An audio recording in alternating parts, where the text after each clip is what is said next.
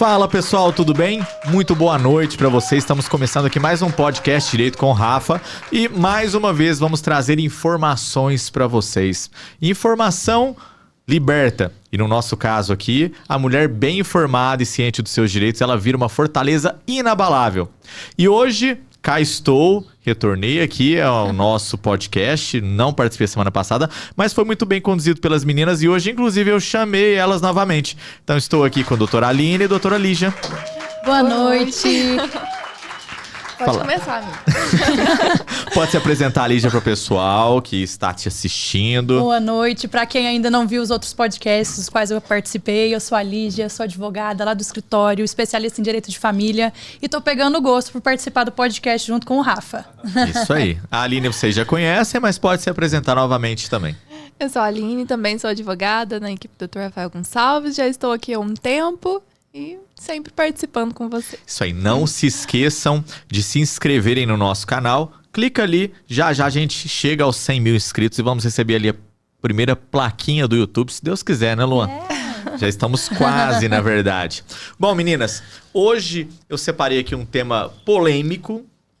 Como sempre. Se não for polêmico, a gente nem vem pro podcast. E o qual a gente não sabe. Isso mesmo. Não tem nada combinado. Nosso podcast é assim, vamos chegar ali. Hoje vamos falar sobre o quê? E decidimos aqui, né? 5 minutinhos antes, sempre, até pra ficar com naturalidade, sem roteiro, sem script, sem aquela coisa meio que programada. Até pra vocês saberem e verem aqui na prática como é o nosso escritório em termos de conhecimento técnico. Mas hoje não vamos falar muito sobre dúvidas jurídicas, não vamos falar muito sobre direito de família em matéria específica de guarda, visita, divórcio. Vamos falar hoje sobre procedimentos que temos dentro do processo. A audiência de conciliação, a audiência de instrução e julgamento, como as partes devem se portar, como os advogados devem se portar. O que nós encontramos no caminho. E normalmente, Lígia sabe, Valine também sabe, todos os escritórios já passaram ali ou tiveram o desprazer de topar algum juiz escroto no meio do caminho. Isso tem muito, tá? Então, se você é um juiz escroto e está assistindo, talvez aqui você consiga melhorar ali as tratativas com as partes, porque conforme determina o Estatuto de Ética da OAB, não há distinção entre juízes, promotores e advogados, pelo menos na teoria, né? Na prática, nós sabemos ali que, às vezes, os juízes, eles têm ali um ego, alguns, né? Não são todos inflados. E nós temos, inclusive, já iniciando aqui, né? Eu pego a título de exemplo. Ontem eu fiz uma audiência com um juiz mas tão gentil de Uberlândia, tão bonzinho, mineiro raiz. Assim, o juiz foi sensacional, super educado, prestativo, fez ali, cumpriu exatamente o seu encargo de presidir a audiência. É isso que os juízes têm que fazer nas audiências. Então foi uma audiência de instrução, nós dispensamos ali as testemunhas, dispensei o depoimento pessoal, ele mesmo considerou importante, até porque o processo já estava maduro, mas tratou todos de forma respeitosa. Um abraço, doutor César, doutora Patrícia também. Eu tenho uma memória doentia, tá? A gente lembra daqueles que marcaram a gente negativamente, mas a gente também lembra muito bem daqueles que marcaram a gente positivamente. Promotora, doutora Patrícia, foi ali bem prestativa na audiência, não quis tumultuar o feito. Então, assim, esses juízes merecem consideração. Eu posso falar para vocês aqui na prática, né? São mais de 10 anos de advocacia. Eu acho que eu estou na estrada há mais tempo que vocês. Com certeza. E eu já topei ali com tantos e tantos juízes. Eu acho que eu já devo ter feito pelo menos ali em torno de 1.500 a 2.000 audiências. Fácil nesses 10 anos. E eu posso falar para vocês aqui com fidelidade que na vida a gente vai topar pessoas que foram criadas e preparadas para serem juízes e pessoas que a vida lhes conduziu até a magistratura. Qual que é a diferença de um para o outro? Um tem carga de vida, o outro não tem carga de vida. Infelizmente, o que nós vemos ali na prática é que os juízes que não têm carga de vida, que não passaram por nenhuma adversidade na vida e estão alocados na vara da família, julgam pior do que aqueles que já estão ali, que já passaram por alguns momentos na vida. Eu não preciso falar aqui momentos de sofrimento, mas que tem ali uma estrutura preparada melhor do que aqueles outros que foram apenas colocados ali na magistratura. Quando eu digo colocados, é aquele tipo de juiz o seguinte: a família com condição extremamente boa e pode falar para ele, olha, estuda quantos anos forem necessários, pode ficar isolado no seu quarto por 5, 10 anos e fazer o curso que você quiser, não se preocupe com absolutamente nada. E essas são as pessoas que vão estudar e vão passar, porque a prova é a mesma para todo mundo, né? Só que tem o outro que tem a carga de vida. Aquele outro que trabalha, aquele outro que teve alguma adversidade na vida, que precisou abdicar para estar ali. Precisou abdicar das saídas, precisou trabalhar em dobro, precisou virar noites e madrugadas para poder alcançar o êxito. Esses são juízes de merecimento. Os outros são juízes que foram colocados ali para exercer o protocolo. Exatamente. E não é só técnica, né? Muitas mães que vão participar, a gente falando no direito de família, muitas mães que vão participar da audiência, elas têm aquela mágoa também, aquele ressentimento de todo o procedimento anterior que ela passou com o ex, né? Então, existem juízes que são muito técnicos e esquece essa sensibilidade com as partes, né? Que tá ali angustiada, com medo.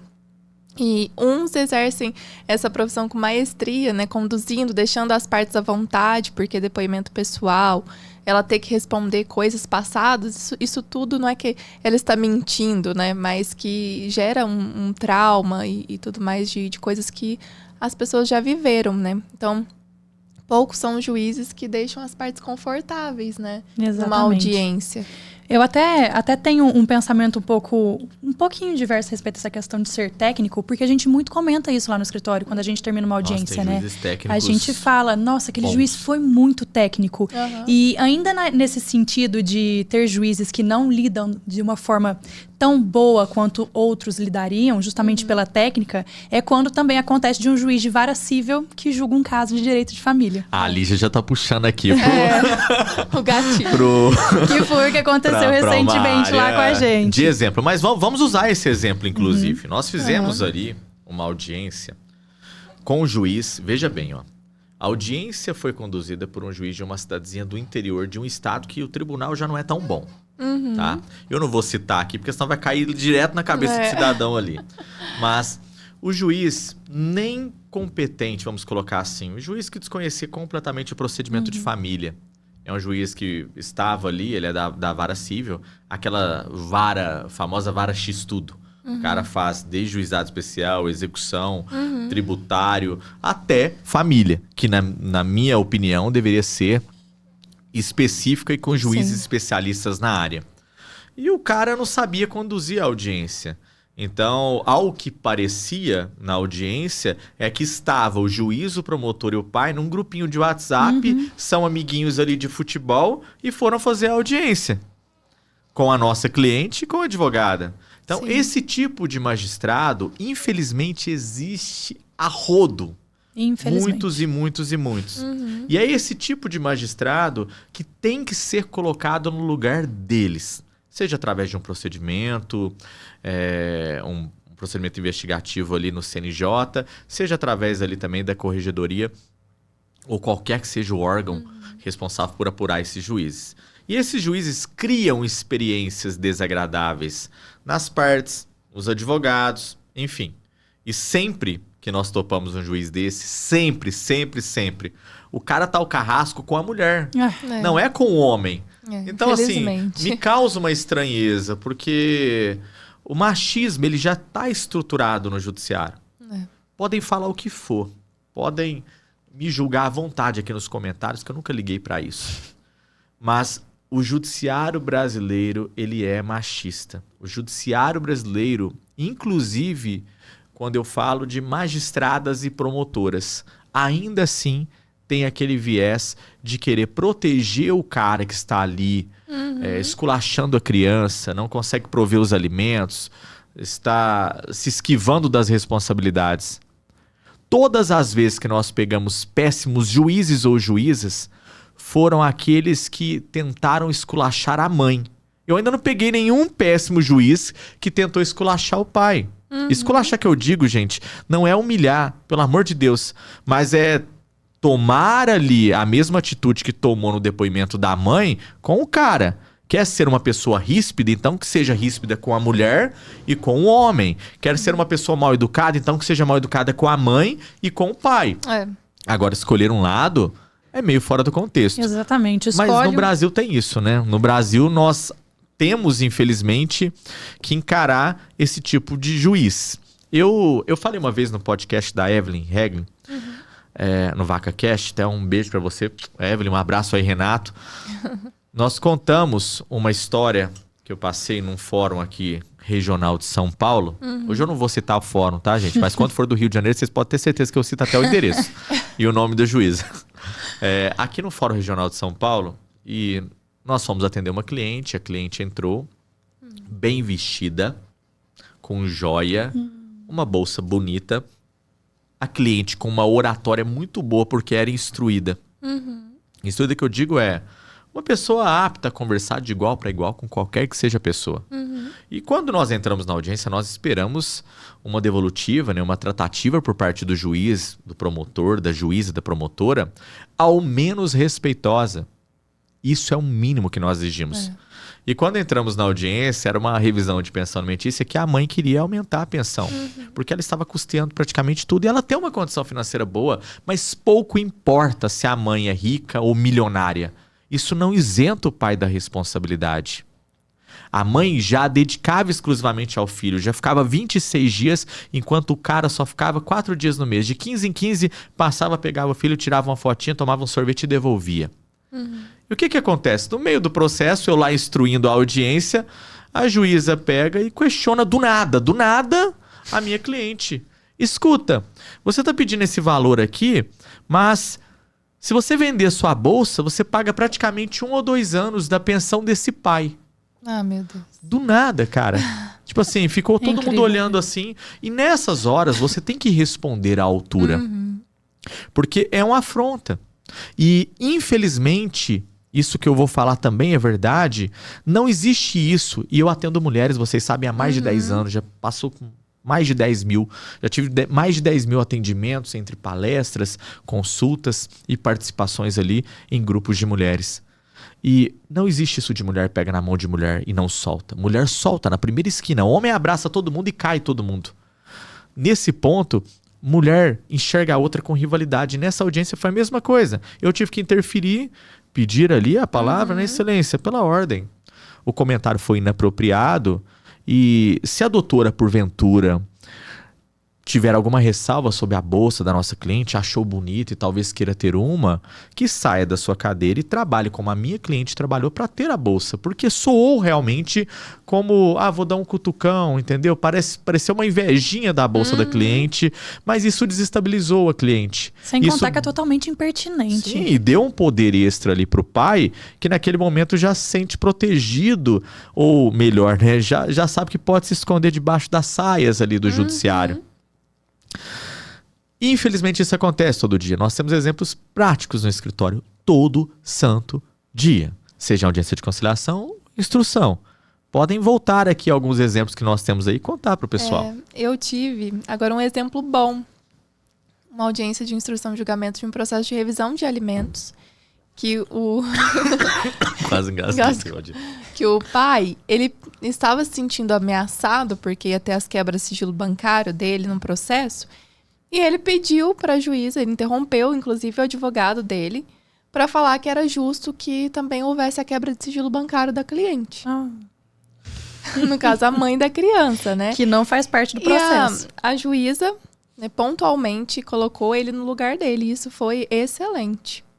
Foi um exemplo muito bom para o escritório. E aí nós entramos naquilo que a Lígia falou anteriormente, né? A técnica da juíza saber ali que numa ação de revisão de alimentos, até para você que nos assiste, tá, mamãe? Quando nós entramos com fixação de alimentos, revisão de alimentos, execução de alimentos, exoneração de alimentos, que seja o tipo de ação, O filho é a parte, a criança, o alimentante é a parte e o pai é o alimentado, é a outra parte. A mãe só representa judicialmente aquela criança. Por que eu estou explicando isso para vocês?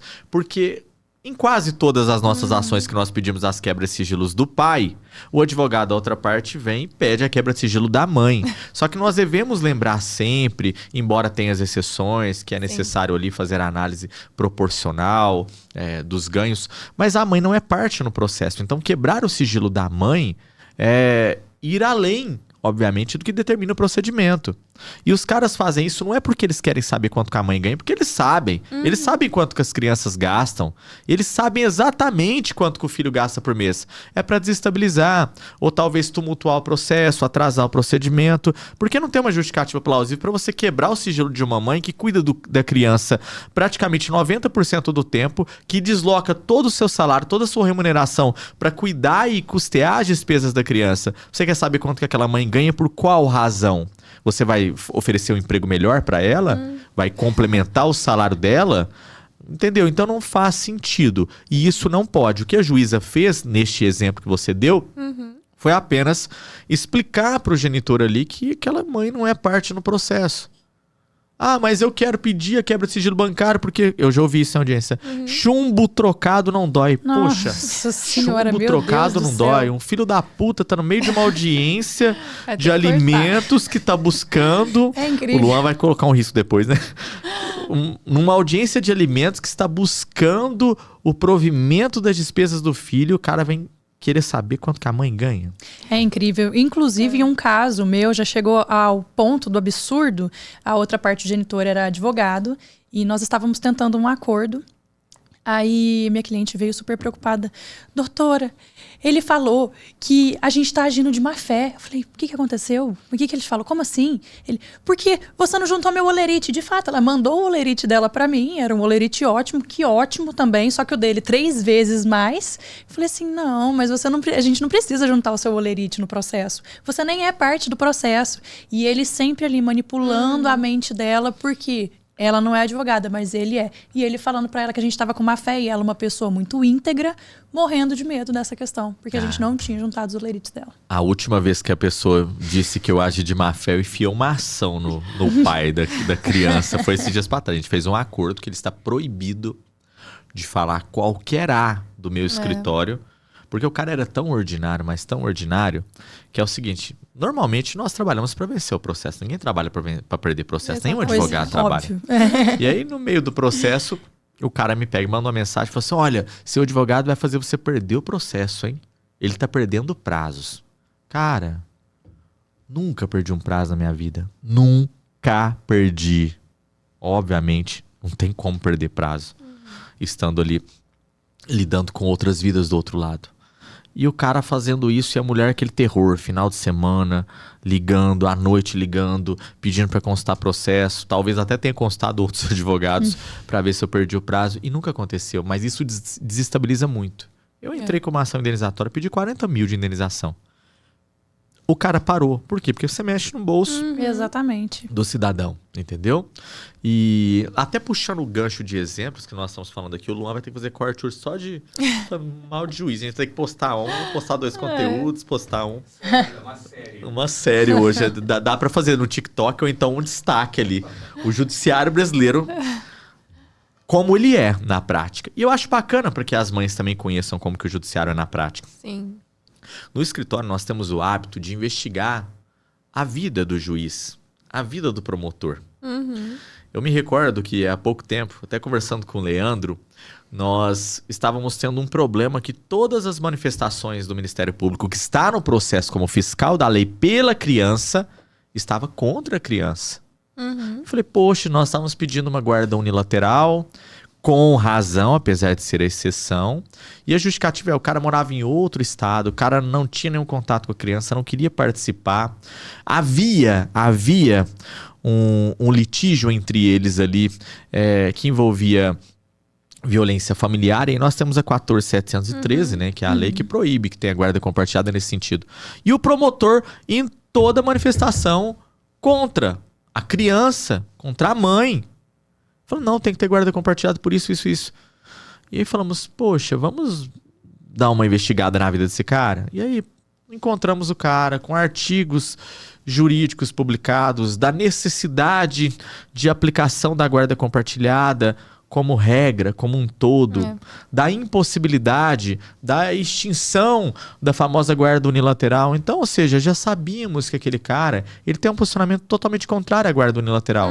Infelizmente, promotores, juízes, todos os operadores do direito trazem um pouco de carga de vida para a prática processual. Exatamente. Lembro aqui um exemplo emblemático, corrigindo aqui, do escritório.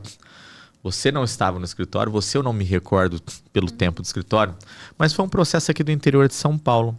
Foi ele que deu o gatilho para que nós passássemos a investigar a vida de juízes.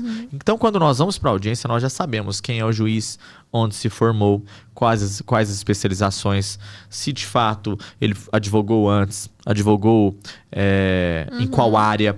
Nós sabemos os artigos apresentados, as palestras, os temas de palestras, todas as informações estão na mesa. E as porque elas sentenças são bem parecidas essenciais. também, né? Até mesmo porque dessa forma a gente deixa claro para eles que a gente sabe com quem que a gente está lidando, né? Sim, com certeza.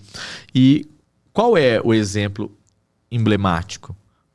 O juiz simplesmente foi criado pelo pai, abandonado pela mãe. E tá lá o Rafael levando pedrada na audiência, o cara escrachando mesmo ali, esculachando. Eu, à parte, que mãe não é santa, que mãe não merece ali ter o aval do judiciário em todas as situações. Poxa, que ele usa o exemplo dele em situações similares. Mas nós estávamos falando ali de uma boa mãe, de um pai que é ausente. E o juiz defendendo o pai como se filho dele fosse. Pega uma exceção e usa como maioria. Sim, e aí o que acontece? Nós descobrimos, após, que esse juiz teve esse problema familiar na infância, que foi criado pelo pai. Qual que é a chance desse cara não reproduzir em nenhum momento a carga de vida dele em um processo judicial? Então, é necessário investigar a vida de juízes. Você que nos assiste, advogado, parte, busque o nome do juiz, busque o nome do promotor do seu processo e faça essa investigação. Não é rara as situações que nós encontramos juízes respondendo processos de violência familiar, juízes que são autores ali, né, obviamente, respondem também medida protetiva. Processo disciplinar, vários por tratativas desleais com advogados e com partes. Não são raras as exceções que nós temos ali, juízes fazendo exatamente aquilo que nós tentamos não passar a mão ali no escritório, não passar o pano. Juízes que são maus pais, péssimos maridos, juízes que torturaram psicologicamente, praticaram ali abuso psicológico, às vezes até mesmo violência física contra clientes. E aí, como que um cara desse ainda está ali julgando o processo? Nós não tivemos agora uma repercussão de um juiz que estava na vara de família em alguma comarca do interior, não me lembro o nome, mas viralizou o vídeo do cara na audiência falando para a mulher o seguinte: olha, se você não quer criar o filho, dê a guarda pro pai. Quem mandou você fazer filho? Poxa, o cara não tá na vida daquela pessoa, como você disse, ela já chega vulnerável. A mulher, a mãe já chega vulnerável na audiência. O mínimo que ela espera é o acolhimento. É o que nós fazemos durante um ano no escritório, acolher bem, para chegar na audiência e encontrar com um filho da puta desses, que não vai tratar a pessoa com humanidade, com o mínimo que ela merece, que é o respeito. Exatamente. E eu falo de forma pejorativa mesmo. A juíza lá do... tem processos com ela, eu vou ter que falar. Mas uma juíza aí, uma senhora, entendeu? Uma senhora juíza, em um dos processos que nós temos no escritório, ela foi tão escrota com a cliente que eu tive que interferir. E aí eu interferi com toda a educação. Vocês sabem que eu sou tão zen na audiência, né? Excelência, pela ordem. Olha, doutora, eu gostaria de pedir um pouquinho mais de respeito. A cliente está aqui numa condição, obviamente ela e a criança, de vítima, que era o que estava no processo ali. E ela pegou e me deu uma tirada. Falou assim: o senhor quer presidir essa audiência? O senhor quer ser juiz?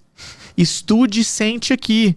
E aí ela me virou do avesso, né? E aí eu respondi, eu falei, excelência, se eu quisesse sentar na sua cadeira, eu já estaria na sua cadeira. Mas para mim é inviável financeiramente. Já pensou ter que reduzir o meu padrão de vida ao seu salário? Meu Deus. Entendeu? Saiu preso, não, é audiência virtual. É aquela famosa, fala o que quer, ouve o que não quer. Mas você né? tem, de vez em quando é necessário colocar essas pessoas nos lugares dela, entendeu? E é por essa questão que elas saibam exatamente, com quem tá lidando. Por essa questão que a gente fala sobre a questão da inteligência emocional. Sim. Porque isso aconteceu recentemente lá no escritório. Em uma audiência, e eu interrompi o depoimento pessoal do cliente. Nós não podemos fazer isso, né? Interromper o depoimento pessoal para apresentar teses. E eu não apresentei tese, eu interrompi o depoimento pessoal porque a gente sentiu que a cliente estava sendo hostilizada, né? E o juiz foi extremamente mais hostil ainda comigo, né? É aquela questão. Eu gostaria de conseguir responder na lata igual você faz. E é por isso que a gente precisa ter... Mas eu vou falar pra vocês aqui o que eu já falei no escritório, né? Nosso escritório é composto de maioria de mulheres. Sim. E aqui, hoje, na OAB, tem mais mulheres advogadas do que homens. Infelizmente, o nosso judiciário é machista. E não só o judiciário. A sociedade, como um todo, ainda tem o patriarcado enraizado. E aqui eu não tô falando com nenhum viés ideológico... Não venham me colocar aqui no meio de politicagem aí, que não é. Mas o que eu vou falar aqui é pesado e precisa ser dito. Infelizmente, o judiciário não tem a mesma tratativa que tem com os homens para com as mulheres.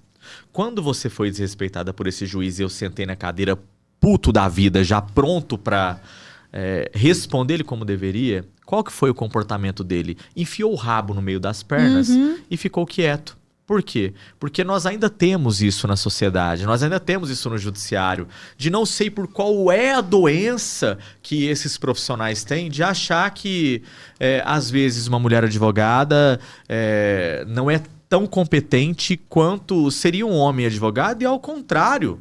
Eu considero, às vezes, já sentei em mesas ali, e não foram poucas as vezes, que as advogadas eram tão técnicas e tão técnicas que eu falei, poxa, aprendi nessa audiência com a advogada, e por incrível que pareça, ela não teve a importância reconhecida como eu, que não tinha a técnica dela, tive na audiência. E ela não foi bem tratada como eu fui bem tratado na audiência.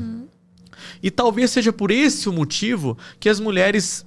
Infelizmente também hoje optam por contratações de advogados, de homens, para lhe defenderem. Porque o judiciário, por mais técnica que a mulher tenha, e isso em todos os lados, vocês duas aqui sabem disso, vocês têm que entrar muito mais preparada do que eu entro nas audiências. Sim. Eu posso ser um homem sem nenhuma técnica no direito de família. E vocês...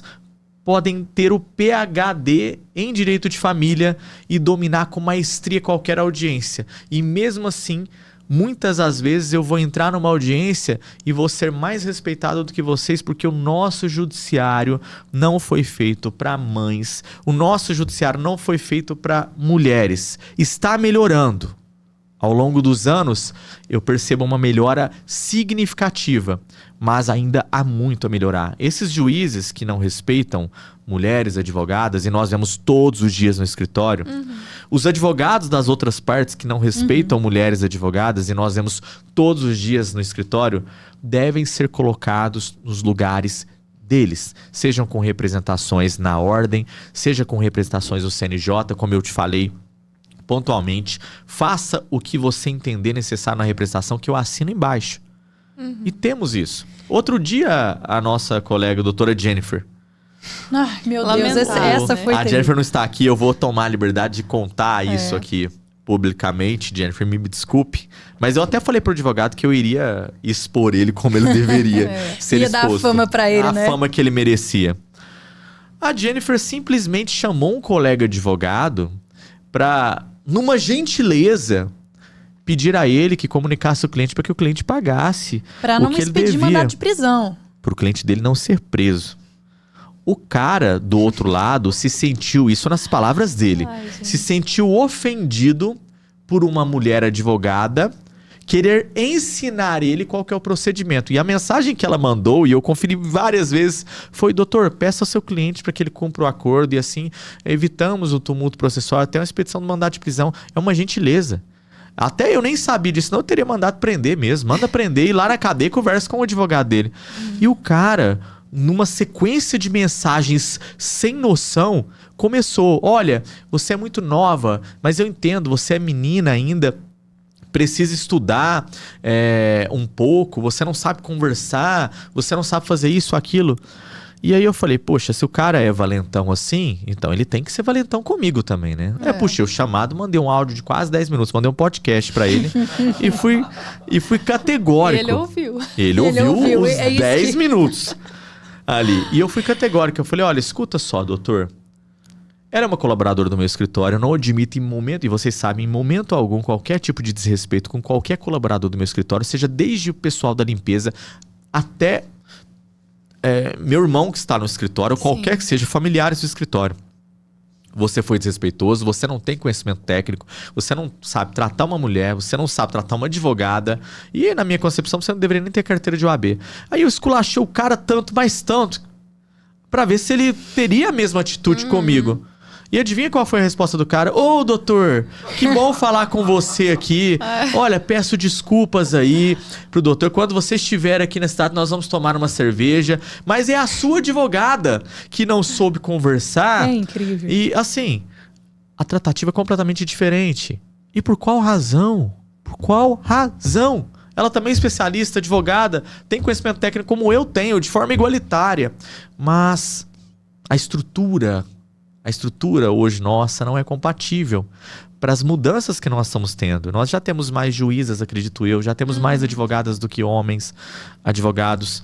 E isso vai mudar com o tempo. Vocês vão dominar todas as esferas profissionais existentes. Mas, infelizmente, o respeito só vai vir ali depois de uma longa mudança que não vai ser nessa década nem na próxima década. Exatamente, era até isso que eu estava pensando. A gente não sabe nem quando que isso vai passar a mudar, né? Mas, infelizmente, não importa quanta técnica a gente tenha ou qual melhor. E, assim, é aquela questão, né? Eu sou humilde o suficiente para reconhecer que eu era melhor que ele, sim. Sim, e sem dúvida, né? Inclusive... É brincadeira, viu, gente? Não, mas aqui a gente fala de forma pontual mesmo, entendeu? O advogado do outro lado... bosta. Nossa, péssimo. Entendeu? Assim, olha, com todo respeito, mas, gente... Esse Luan vai ter que cortar. Deixa eu trocar aqui, porque senão a AB vai vir encher o nosso saco aqui. O advogado do outro lado não tinha tanta técnica. Nós estávamos mais preparados para a audiência. O juiz percebeu isso, tanto processualmente quanto na audiência. Exatamente, inclusive pelo pedido inicial. Porque no momento que a audiência começou, por questão de ordem, né? Como eu aprendi, né? Fiz aquele pedido. E lembrando, tá? Um adendo. Questão de ordem é lei. A palavra pela ordem, o juiz tem que respeitar, porque é uma questão fundamentada sobre o processo, o mérito em si. Exatamente. Então, nós precisávamos produzir uma prova, porque naquele momento ouviríamos testemunhas. E o resultado dessa prova, que é o estudo psicossocial, poderia embasar perguntas para as testemunhas. Então, ele nem deferiu, né? Ele falou assim, vamos começar pelo começo. Já foi desse jeito. O começo teria que ter sido lá atrás, na explicação de provas ele é catado, né? Exatamente. Mas, vamos dar um desconto pro cara. O cara é um juiz de outra matéria, entendeu? É um juiz que talvez, assim, não deveria estar lá no cargo e tudo, né? Eu até cheguei a dar uma pesquisadinha na vida dele ali. Eu também. Não é alguém que merecia e depois de um tempo, exatamente. Apesar que ele me tratou ali, se eu tivesse começado a audiência... Às vezes dava certo. Mas depois, teria tido outro fim. Depois de um tempo, ele ainda virou pra mim e falou assim, doutora, de guarda compartilhada eu entendo um pouco. E eu fiquei assim, meu Deus. Pouco, gente. Pouco. É incrível, né? Tanto que assim, chega até a assumir. Mas e seguimos assim. Aproveitando o gancho, no último podcast que nós viemos, algumas mães comentaram sobre juízes, né? Falando assim, no meu estado não funciona assim. Vamos explicar a estrutura do judiciário, né? Porque quando a gente posta alguma coisa... eu tenho tanta raiva desse tipo de pessoa, gente. Olha, eu vou julgar aqui, tá? Você, mamãe, às vezes vai encontrar aqui no meu perfil várias orientações jurídicas, informações ali que nós damos para vocês. Para que vocês entendam como funciona. Eu posto até as decisões algumas vezes para fundamentar quando tem uma repercussão ali nacional, e isso vai englobar outros processos. E sempre aparece nos comentários, mas no meu caso não foi assim. O seu caso é diferente do caso que nós estamos postando, é diferente do caso da Dona Maria, é diferente do caso da Dona Joana. Por qual razão? Cada estado é um tribunal. O Tribunal de São Paulo é com a sua composição de desembargadores, com a sua jurisprudência formada, com a sua estrutura, inclusive para audiências, de fóruns e tudo mais. O Tribunal de Justiça do Rio de Janeiro é outro tribunal, com a sua estrutura, com os seus juízes, com os seus desembargadores. O Tribunal de Justiça do Acre é outro tribunal, com a sua estrutura, com os seus juízes e com os seus desembargadores. Isso significa o quê? Que às vezes, todas as vezes praticamente, o Tribunal do Rio de Janeiro vai entender diferente do que determina o procedimento, às vezes legal. Vai entender diferente daquela decisão que em São Paulo já está mais aprofundada e consolidada a discussão. Como nós, por décadas, reconhecemos que o Tribunal de Justiça do Rio Grande do Sul é o que domina as teses principais que evoluem a jurisprudência, até mesmo a formação ali de convicção de outros tribunais.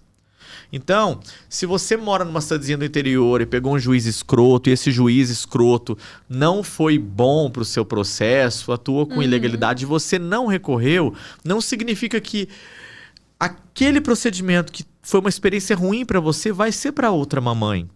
Exatamente. Nós temos experiências diferentes de cada mãe. Nós tentamos que as experiências sejam únicas no escritório, independentemente do tribunal, mas é uma luta tremenda. Por quê? Vou dar um exemplo aqui prático.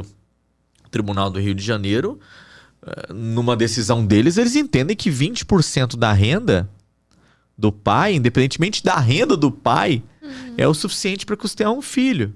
Aí tá lá o cara ganhando R$1.500, eles entendem que R$300 custeia um filho. 20% é quase usualmente aplicado em todo o Tribunal do Rio de Janeiro. Já em São Paulo, nós temos outra forma de traçar ali o método usual. Nós temos para um filho 30%, para 2 filhos 40%, para 3 filhos 15% para cada. E assim vai sendo aplicado. Já na Bahia, regra, né? O processo nem anda. E outra coisa, né? A maior parte das decisões boas que nós compartilhamos e tudo mais também foi através de recurso. Sim. Né? Ninguém gosta de fazer recurso no Brasil. O advogado não gosta, eu fico puto. Se bem que a Aline falou ontem que gosta, viu? Tem vídeo lá no Instagram do escritório que a Aline falou que gosta de fazer recurso. Eu gosto justamente por isso. Porque não tem nada melhor do que ser reformado. Alguns juízes têm dó, gente, de aplicar fixar uma pensão digna para a criança. Com dó do pai, parece. É porque às vezes aquilo é muito exceção do que eles estão acostumados, né? Por exemplo, a doutora Vivian, quando chegou no escritório, ela trabalhava com a Defensoria Pública, né? Então, ela chegou lá no escritório, assim, gente, mas eu estava acostumada com pensão alimentícia de R$200, R$300. Chegou uma cliente lá que recebe 20 salários mínimos. E ela ficou assim, meu Deus, eu não estou acostumada com isso. Então, às vezes, o juiz vê isso, né? Teve um caso, inclusive, que o cara tinha um patrimônio milionário. E aí, o juiz deu 2 salários mínimos e meio. Nós recorremos e aí subiu para 4 salários mínimos, né? Então, assim, é uma diferença bem grande, porque talvez naquela vara eles estão acostumados a ter poucos valores, né? E aí chega esse momento, o juiz fica, nossa, mas espera aí, mas isso aqui vai ser normal? E é normal também. É normal dentro da especificidade de cada caso, né? E olha pra você ver, né? Você tá falando aí, me puxou um gatilho aqui de um processo que a gente teve lá em Santa Catarina. O juiz foi tão técnico, e eu acho a técnica de uma qualidade quando a pessoa também aplica o bom senso e é educado. Exatamente. Eu também. Um juiz mal educado com técnica não vale nada. Não, eu também acho. Entendeu? E aí nós, de vez em quando, pegamos um juiz mal educado que não tem técnica e nem conhece. Né? Aí é o combo completo. Mas nós pegamos um juiz que ele também era um pai divorciado. E o filho dele cursava medicina. E o valor da mensalidade da medicina, todo mundo sabe que é um valor caro. Para um juiz, não refletiu muito na renda dele. Só que foi bacana na audiência porque o nosso cliente também queria se formar em medicina. Então o juiz trouxe a carga de vida que nós falamos aqui ali para a audiência. E ele bateu um papo com um pai com a outra parte, com o requerido, de pai para pai. O cara chegou, o juiz na audiência, e falou assim, olha, agora eu vou tomar a liberdade de não falar aqui como magistrado, mas como pai também. Meu filho, ele está se formando em medicina e eu não pago só a mensalidade para ele, que foi o determinado no nosso acordo. Eu pago ainda, além da mensalidade, os custos dele de moradia, eu pago as despesas dele da faculdade, alimentação, eu custeio todas as despesas e muitas vezes, embora eu tenha um salário considerável, isso vai muito mais, quase o dobro do que aquilo que foi determinado. Porque eu reconheço, e ele falou essas palavras, eu reconheço que a mãe se sacrificou ali por quase que até a maioridade do menor, os 18 anos, para que eu pudesse exercer aqui o meu ofício com tranquilidade. E o cara, assim, foi excepcional, porque ele lembrou isso. Ele falou o seguinte, muitas foram as vezes que meu filho estava doente e a mãe precisou levar ele sozinho no hospital, porque eu estava em audiência tratando de outros casos de outras mães como vocês. E ele contou isso pro pai e ele conseguiu convencer o pai, com a carga de vida dele, de que o filho, depois de se formar, seria grato. E que a única coisa que nos sobra com a idade é justamente o cuidado dos filhos. E se ele não proporcionasse para o filho, e o pai tinha condição, aquele sonho, que chegaria um momento talvez de ter um filho frustrado em outra profissão. E agora, se o filho no caso, se formasse com gratidão e tudo, e tivesse ali o reconhecimento de que o pai também colaborou, isso poderia ter frutos futuramente, até nos cuidados. Então, assim, foi muito bacana. E nós topamos, às vezes, esse tipo de juiz que tem carga de vida, né? Juízes que são carga de vida positiva, né? Exatamente. Juízes que são bons ali, que conseguem reproduzir. E fazem toda a diferença, né? Sim. Porque talvez se o juiz não tivesse falado isso pro genitor naquele momento, ele bateria o pé naquilo e talvez pegasse ali, o juiz desse uma sentença positiva, mas poderia ser reformado ali no tribunal. Sim. Né? E lembrando, né, direito de família, a gente não lida com números, a gente lida com vidas. Exatamente. Ali. Um erro no direito de família, a gente acaba com uma vida. Por que eu bato tanto? Por que eu bato tanto, mas tanto em cima da necessidade dos clientes contratarem advogados especialistas? Não estou falando do nosso escritório. Estou falando de qualquer escritório especialista. Porque nós sabemos que um errinho no direito de família leva uma família à ruína. Que um erro, um exemplo aqui, uma mãe que busca uma guarda do filho, regulamentação de guarda e regulamentação de convivência ou suspensão de convivência. Aí vai o advogado que não conhece o procedimento e erra o procedimento ou perde um prazo. E aí aquela criança vai ter que se sujeitar a conviver, às vezes, com o agressor, com o abusador. E isso por conta de um erro técnico. Então, a advocacia, como na medicina, se você está com um problema no coração, você vai em qual médico? Cardiologista. Se você está com um problema no joelho, você vai no ortopedista. Se você está com um problema na cabeça, você vai no neurologista. Por que as pessoas ainda procuram advogados que não conhecem a matéria de família para resolver o problema daquele que é a pessoa mais importante da sua vida, que é o filho? Por que você coloca, e nós estamos falando de vida realmente, a vida, o futuro, o destino do seu filho na mão de uma pessoa que não vai conhecer a matéria? Exatamente. Eu sei que os gurus da advocacia vão ficar putos da vida comigo porque entendem ali que não é necessária a especialização para você ter sucesso na advocacia. Mas nós não estamos falando de ter sucesso na advocacia. Nós não estamos falando de você pegar centenas de processos, ter um faturamento multimilionário. Estamos falando única e exclusivamente da pessoa pegar um processo, saber atuar no processo, saber os procedimentos, saber como faz e defender aquela criança e defender aquela mãe com tudo o que há de mais novo e atualizado no procedimento. Eu fui para uma audiência una, e nós sabemos que o procedimento é especial em fixação de alimentos. E chegou na audiência, o outro advogado não conhecia, não levou testemunhas. O outro advogado não soube fazer a contestação, a peça ali, a impugnação, de forma oral. E virou aquele tumulto na audiência. Ganhamos por quê? Eu não ganhei a audiência. Na verdade, o advogado perdeu o processo por desconhecimento da matéria. Tá? E ainda falando em carga de vida, você ia me falar alguma coisa? Eu te interrompi. O que foi? Nessa questão então não era verdade. Não. Se esqueceu, não era verdade. Dessa questão da técnica, né, que você fala assim, que a gente tá colocando a vida, né, a gente tá cuidando da vida de outras pessoas, e ainda tem pontos, assim, até um pouco a menos, mais tranquilos que esse, da vida em si, dessa questão de devolver para um agressor, para um abusador, mas também tem aquela questão de o simples fato de ali no momento do divórcio, isso a gente tá falando de fixação de alimentos, fixação de guarda, fixação de convivência. O simples fato de um advogado juntar tudo, alimento, divórcio, guarda, convivência em um só processo também atrasa muito a vida. Famosa X-tudo, né? Exatamente, porque, como o Dr. Rafael acabou de falar, os alimentos eles seguem um procedimento especial, eles andam mais rápido. E nós temos um processo lá no escritório que está desde 2013, não foi iniciado pelo escritório. Né? Deixa claro, nós não temos um processo que dura mais de anos. Exatamente. Assim. Nós não iniciamos o processo, e o processo não anda porque, primeiro, está numa comarca ruim de andar, né? Segundo, o advogado fez aquele X-tudo, tinha um tanto de bens e até os alimentos das crianças estão ali travados. Até hoje a gente fica nesse sofrimento no pé da vara. Eu acho que o pessoal lá da vara deve me odiar. Ai, gente, se vocês forem olhar todo mundo que odeia a gente, nós somos fodidos aqui, literalmente. Um beijo pra Maria Naide.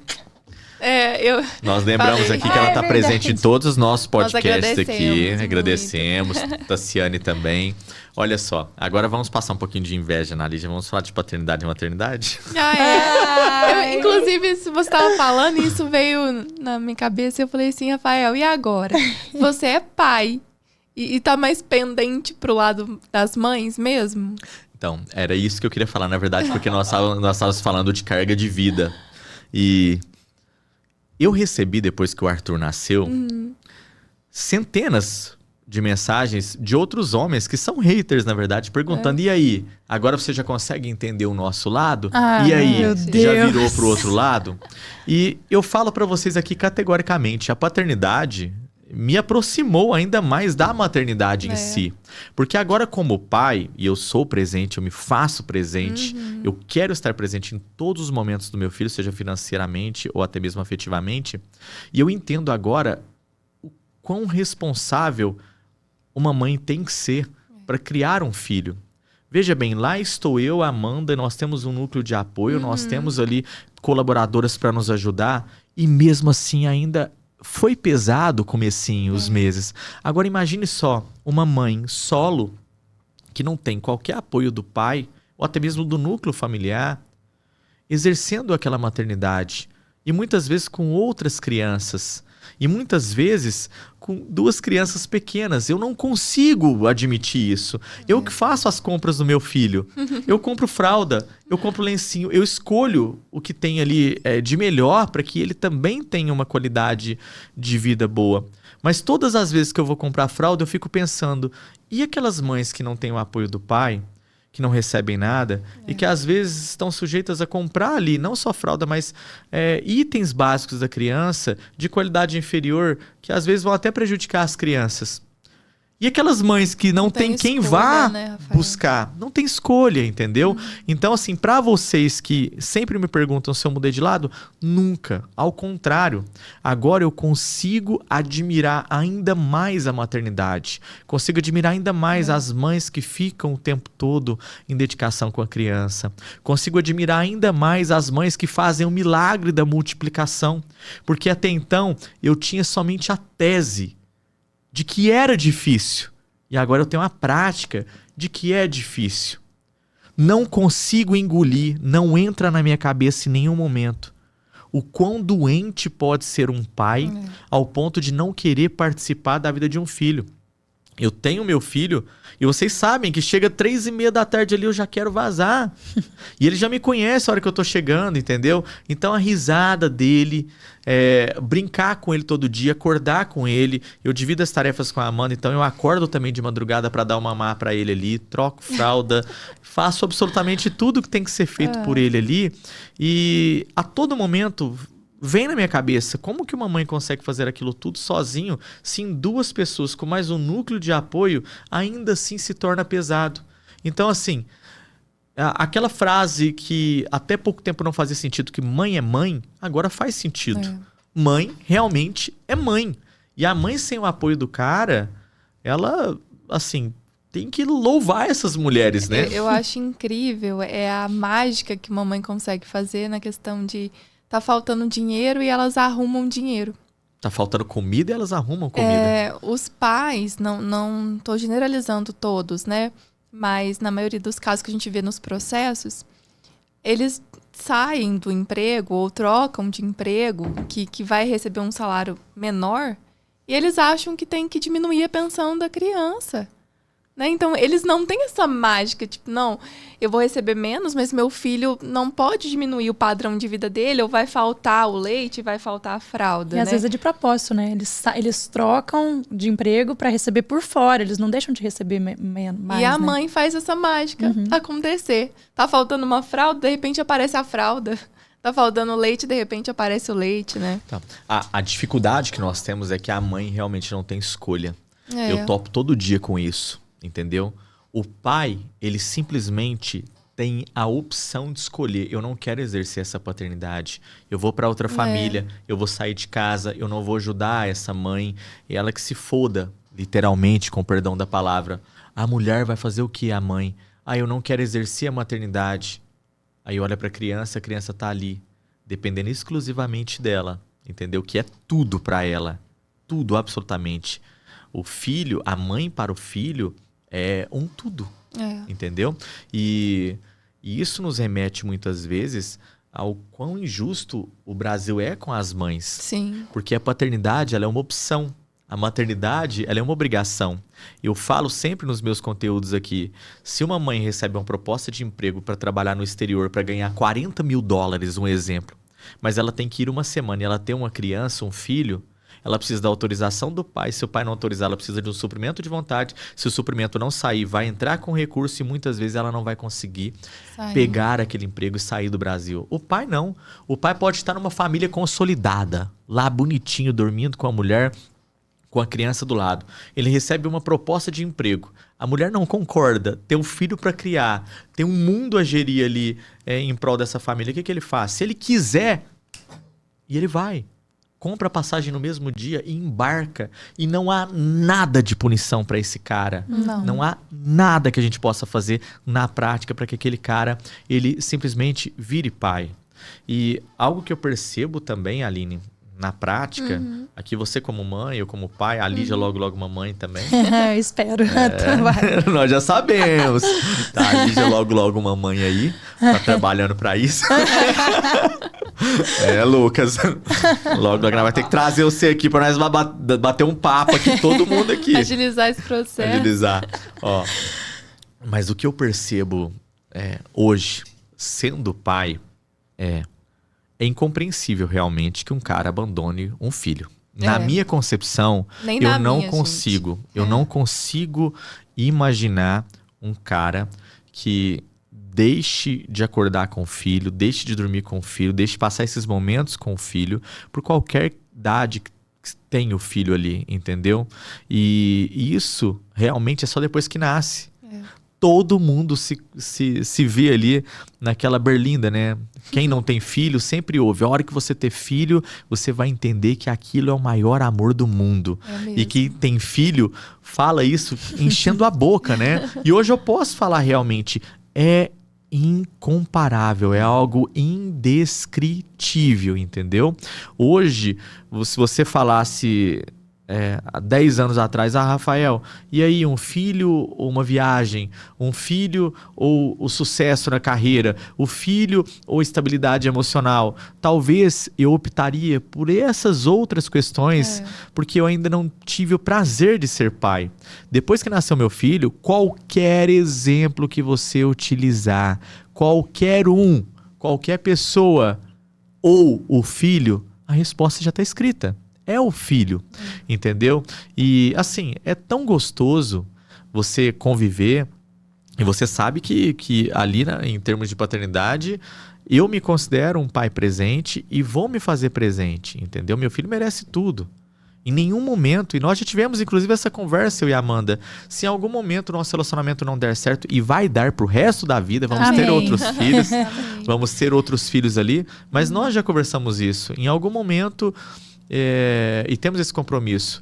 Eu quero ter a convivência intocável com o meu filho e ela não vai precisar em nenhum momento, em nenhum segundo pensar que eu vou tentar prejudicá-la ou que em algum momento vai faltar algo pro meu filho. Enquanto eu tiver o que prover, meu filho vai ter Exatamente. tudo o que for necessário, entendeu? E a paternidade traz isso pra gente, né? É tão bacana porque há 2, 3 anos atrás nós não pensávamos isso, nem eu nem você, né? Não, Então, eu morria de medo, gente. Agora Não, tem um pernilzinho. Agora eu tenho medo dela abrir as coisas do armário que tá nessa fase e cair um fogão em cima dela. e, ó, olha pra você ver Deus como me livre. como que é a loucura, né, da filiação. Estávamos ontem, eu e a Amanda voltando de carro e dentro do carro. Nossa, nós não vamos talvez estarmos aqui para ver os netos do Arthur. Olha a loucura. Uai. O Arthur babando ali. O Arthur ainda Mas eu babando. nem entendi ainda. O Arthur apagado dentro do carro lá na cadeirinha. E a gente já pensando, tipo assim, como será a família? Como que ele vai gerir a família dele? Se ele vai ser um bom pai, se ele vai tratar bem a esposa, se ele vai ser um bom avô. Porque nós não vamos estar aqui. E eu tenho ali um pensamento muito positivo em relação à vida, né? E vocês sabem que a frase que vocês mais ouvem ali é aproveitem, aproveitem, aproveitem. Por quê? E passa mesmo. A vida é uma passagem.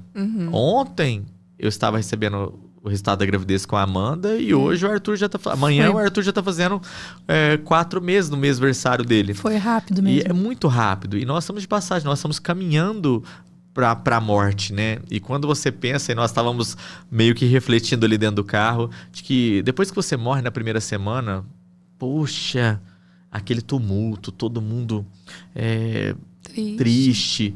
Na segunda semana, só os amigos mais próximos. Na terceira semana, só os familiares. Depois de alguns meses, alguns familiares bem próximos mesmo. E depois de uns anos, você é só uma foto na estante. E depois de algumas décadas, nem foto na estante você é. Por quê? Você se lembra hoje da sua tataravó? Não. Tem algum arquivo dela? Não. Ela deixou de ser ali alguém aqui para nós. E o bisavô, e depois o avô, o pai... Entendeu? Então nós temos que pensar isso. Hoje eu estou criando meu filho para a geração que ele vai criar, para a geração que o outro vai criar. E eu não pensava isso. Então, vez ou outra que eu me pego pensando, poxa, será que daqui 20, 30 anos, como vai estar o Arthur, né? Formado, como que vai estar os filhos dele? Será que eu vou deixar dinheiro suficiente para custear 2 gerações? Não, meu filho não vai ser profissão herdeiro, gente. Pode ficar tranquilo com relação a isso. Mas é bacana trazer esse assunto aqui de paternidade, igual você me perguntou. Você ainda continua do lado de cá? Continua do lado de cá, gente. Entendeu? Tem que acontecer uma filha da putagem muito grande pra mudar de lado, né? Eu Mas acho não que muda, não vai acontecer nunca. E parabéns aos pais que exercem isso, né? E aproveitam esses momentos e são presentes na vida do filho. Infelizmente, ontem eu estava trabalhando num caso lá do escritório que é até de abandono afetivo, né, Rafael? E a defesa do pai, gente, a todo momento era falar que ele pagava a pensão. Se dinheiro custeasse alguma coisa e suprisse a ausência do pai, só precisaríamos de um banco e de um auxílio social para essas crianças. Só que a filha não quer isso. Ela queria ele, de fato, participando da vida dela, né? E isso faz toda a diferença na formação do Arthur como pessoa, né? Ter um pai e uma mãe presente.